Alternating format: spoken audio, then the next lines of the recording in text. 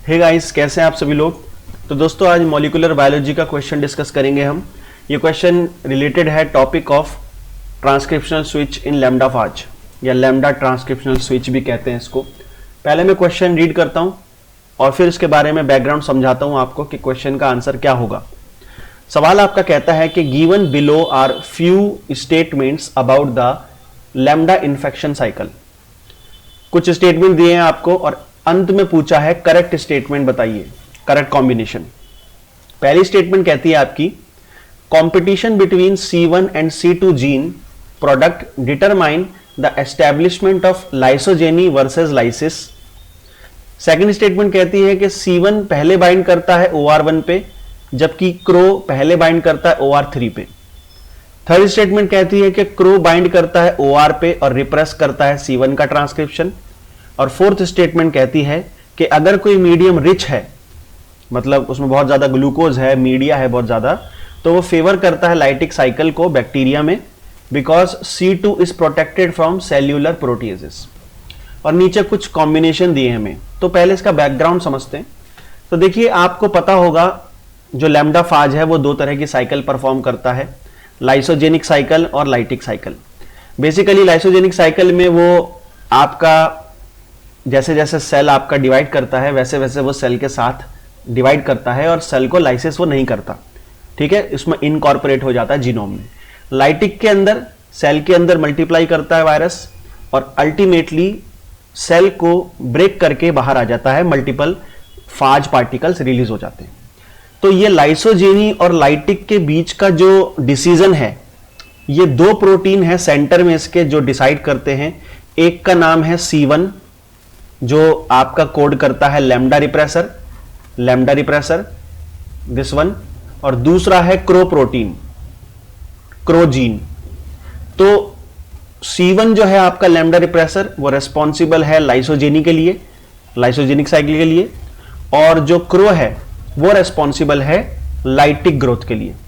तो यहां पे ये होता है कि अगर पहले आपका लैम्डा रिप्रेसर बाइंड कर जाए ऑपरेटर्स पे जिनका नाम है OR1, OR2, OR3, तो वो लाइसोजेनिक साइकिल को इनिशिएट कर देगा। दूसरा यह है अगर पहले क्रो बाइंड कर जाए OR पे तो वो लाइटिक साइकिल को इनिशिएट करवा देगा, लाइसोजेनिक नहीं हो पाएगी। तो ये इन दोनों के बीच की रेस है, जो पहले जीतेगा वो अपना काम कर देगा। इसके अलावा एक और प्रोटीन आता है इसमें, या एक और जीन आता है जिसका नाम है C2। C2 का क्या काम है? देखो, C2 जो है ना वो भी एक प्रकार से लाइसोजेनी को करवाने के लिए रेस्पॉन्सिबल है। लाइसोजेनिक साइकिल वो इनिशिएट करवाता है। कैसे करवाता है मैं आपको समझाता हूं। तो देखिए होता क्या है यहां पे, सबसे पहले क्या होता है, जैसे ही कोई फाज बैक्टीरिया में एंटर करता है, जैसे ही कोई फाज बैक्टीरिया में एंटर करता है तो एक प्रमोटर है जिसका नाम है PR, ये एक्टिवेट हो जाता है। PR प्रमोटर बनाता है एक जीन को जिसका नाम है C2, जिससे C2 नाम का प्रोटीन सिंथेसाइज होता है। यह C2 नाम का प्रोटीन फिर बाइंड करता है एक और प्रमोटर पे जिसका नाम है PRE प्रमोटर, और ये इस PRE प्रमोटर से ट्रांसक्रिप्शन करवाता है। किसकी ट्रांसक्रिप्शन करवाता है? C1 नाम के जीन की, या CI, जिसके बारे में मैंने पहले बताया। ये कोड करता है लैम्डा रिप्रेसर को, और लैम्डा रिप्रेसर क्या करता है? लाइसोजेनिक साइकिल के लिए रेस्पॉन्सिबल है। तो हम कह सकते हैं कि C2 भी लाइसोजेनिक ही करवाता है, क्योंकि C2 C1 को बनवाता है और C1 लाइसोजेनिक साइकिल के लिए रेस्पॉन्सिबल है।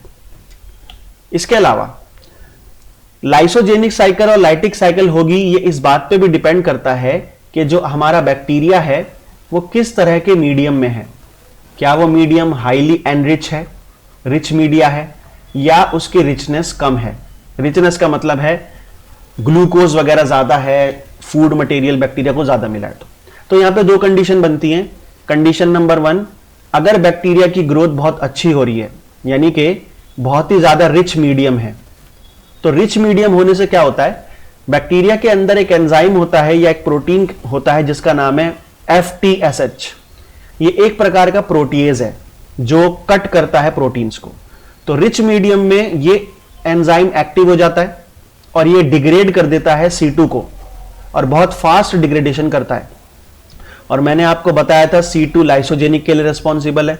तो अगर C2 डिग्रेड हो जाएगा तो हमारा लाइसोजेनिक साइकिल नहीं होगी, तो लैम्डा रिप्रेसर भी नहीं बनेगा, लाइसोजेनिक साइकिल भी नहीं होगी, तो होगी हमारी लाइटिक साइकिल।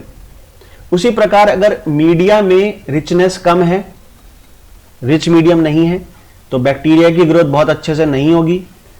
अच्छे से नहीं होगी तो FTSH नाम का एंजाइम जो है वो इनएक्टिव होगा, ठीक से नहीं काम करेगा। और अगर ये नहीं करेगा काम तो C2 को प्रोटेक्शन मिलेगी, C2 डिग्रेड नहीं होगा प्रोटीएज से। C2 अपना काम करेगा, फिर लैम्डा रिप्रेसर बनवाएगा और लैम्डा रिप्रेसर लाइसोजेनिक साइकिल के लिए रिस्पॉन्सिबल होगा। तो अब हम आंसर कर लेंगे आराम से। आप वीडियो पॉज करके एक बार क्वेश्चन का आंसर करने की कोशिश करिए। पहला स्टेटमेंट कहता है हमारा, the competition between C1 and C2 gene product determine establishment of lysogeny versus lysis. क्या यह स्टेटमेंट सही है? नहीं। C1 C2 तो दोनों ही लाइसोजेनिक करवाते हैं, या होना चाहिए था C1 और क्रो। पहली स्टेटमेंट गलत है, तो एलिमिनेशन मेथड लगा के दूसरा ऑप्शन गया और आपका चौथा ऑप्शन गया, बचा BC और CD। C दोनों में कॉमन है। अगला क्वेश्चन स्टेटमेंट पढ़ते हैं। C1 बाइंड करता है OR1 पे पहले, क्रो बाइंड करता है OR3 पे पहले। ये भी बिल्कुल सही स्टेटमेंट है, अभी मैंने आपको बताया। थर्ड स्टेटमेंट कहती है कि क्रो बाइंड करता है OR पे और C1 की ट्रांसक्रिप्शन को रिप्रेस करता है। ये भी बिल्कुल करेक्ट है, ठीक है, क्योंकि क्रो आपका C1 के ऑपोजिट काम करता है। तो अगर पहले क्रो आया तो C1 का काम खत्म, पहले C1 आया तो क्रो का काम खत्म। स्टेटमेंट नंबर डी क्या कहती है? अगर मीडिया रिच है तो वो लाइटिक साइकिल को फेवर करेगा, बिल्कुल सही है। बट आगे कहता है because C2 is protected from cellular proteases, जो कि था FTSH। बट ये स्टेटमेंट गलत है, ये डिग्रेड हो जाता है, प्रोटेक्ट नहीं होता। तो सही आंसर हो गया ऑप्शन नंबर 1 हमारा, बी और सी। तो मुझे उम्मीद है आपको ये क्वेश्चन पसंद आया होगा दोस्तों। इसके अलावा अगर आप मुझसे जुड़े हुए लेक्चर्स को देखना चाहते हैं, पढ़ना चाहते हैं, मेरे साथ CSIR की तैयारी करना चाहते हैं या दूसरा एग्जामिनेशन की तैयारी करना चाहते हैं, तो आज ही आप मेरी ऐप को डाउनलोड करिए। आपको मिलेंगे free mock test, doubt support मिलेगा 24/7, study material and many more things. तो मैं मिलता हूं आपसे फिर एक और नए MCQ के साथ। तब तक बहुत बहुत धन्यवाद।